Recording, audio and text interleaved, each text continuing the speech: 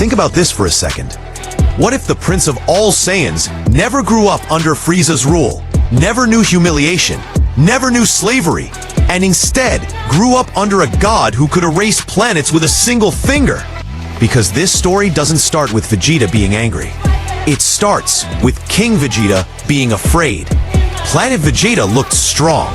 Saiyans trained constantly. Children fought before they could read, and power ruled everything. But King Vegeta noticed something no one else wanted to admit. Frieza had stopped seeing the Saiyans as soldiers and started seeing them as threats. Every visit Frieza made, his power readings were higher. His patience was shorter. His smile lingered too long. And worst of all, Frieza no longer hid his contempt. King Vegeta understood the truth. The Saiyans were living on borrowed time, and pride would not save them. Late at night, when the palace was quiet, King Vegeta stood alone over his infant son. Prince Vegeta slept peacefully, his small hands clenched, already carrying the pride of his bloodline. The king knew his army, his strength, and his crown meant nothing against Frieza. There was only one being in the universe Frieza truly feared: Beerus. Swallowing his pride, King Vegeta used ancient Saiyan technology forbidden for generations. He reached beyond mortal space and contacted Whis, the angel attendant of Universe 7. He didn't beg, he didn't demand. He spoke as a king making his final move. "Take my son," King Vegeta said. "Raise him beyond Frieza's reach. Let the Saiyan bloodline survive, even if my people do not." Whis looked at the child. So much pride, so much potential, so much danger. Whis smiled, and in that instant, destiny changed. Because that very same night, Frieza gathered his forces. A massive death ball formed in the sky. Planet Vegeta shook as the Saiyans looked up in confusion. And just before the planet was erased, one Saiyan pod vanished in divine light. Planet Vegeta exploded. The Saiyan race was wiped out, but Vegeta lived. Vegeta's first memory was not warmth. It was pressure. Beerus's planet was dense with godly energy. The gravity alone crushed normal beings instantly.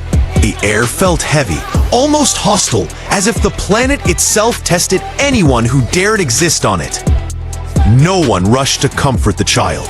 No one softened the world for him. And yet, Vegeta survived. At 2 years old, he stopped crying. At 3, he stood on his own. At 4, he walked under gravity that bent solid stone. Beerus watched from a distance, uninterested at first, until Vegeta fell and stood back up. Again and again. "Humph," Beerus muttered. "He's stubborn." We smiled because he already knew. Beerus did not raise Vegeta with kindness. He raised him with reality. If Vegeta disobeyed, Beerus erased mountains without warning. If Vegeta hesitated, Beerus erased creatures in front of him. If Vegeta showed fear, Beerus laughed. "This is the universe," Beerus told him. "It doesn't care." Whis trained Vegeta quietly. Breathing control, balance, movement. How to exist under overwhelming pressure without breaking. By age 6, Vegeta's power level surpassed 4,000. By 8, it exceeded 9,000. By 10, it crossed 15,000.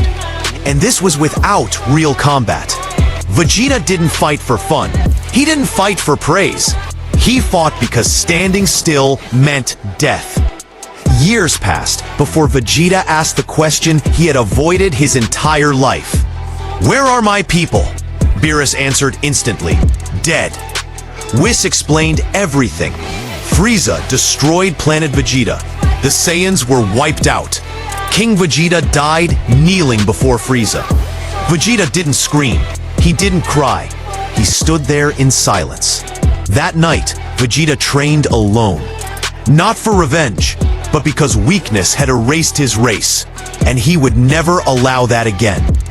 Whis pushed him harder than ever. Days blurred together. His body collapsed again and again. Bones broke. muscles tore. His mind never cracked.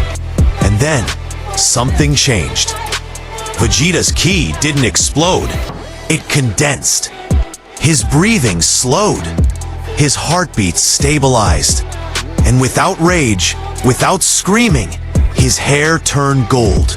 A Super Saiyan born from discipline.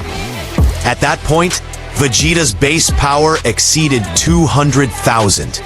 As a Super Saiyan, he entered the tens of millions, far beyond Nanak's legends. Beerus finally stood from his throne. Interesting, he said. Very interesting. Years later, Beerus summoned Frieza.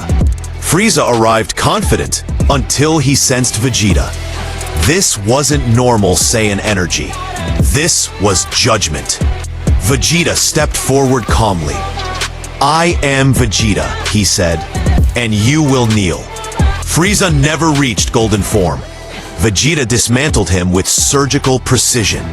No wasted motion, no arrogance. Just inevitability. Beerus erased what remained. The Saiyans were avenged. But Vegeta didn't celebrate, because he wasn't done. Beerus began teaching Vegeta true destruction. Hakai, erasure, control. Unlike others, Vegeta never lost himself. He didn't surrender identity. He refined destruction. This birthed Ultra Ego early, but different. This form didn't grow stronger through pain. It grew stronger through will. Vegeta didn't need suffering. He needed resolve. The universe changed. Earth's threats ended before they began. Goku grew strong, but never divine. Gohan never awakened his rage. Cell never reached perfection. Vegeta wasn't a hero. He was balance. When the Tournament of Power began, Universe 7 entered without fear. Vegeta faced Jiren with a rage, without ego. Each blow refined Ultra Ego. Each clash sharpened his will. And eventually, Jiren fell. For the first time, Zeno looked at a mortal and felt something close to fear. Beerus leaned back. Vegeta stood beside him. Not a student, not a servant, a successor. The last Saiyan, raised by gods, forged by extinction. And somewhere in the universe, Goku trained endlessly, chasing a shadow he would never reach. Because Vegeta was never meant to be a hero. He was meant to be inevitable.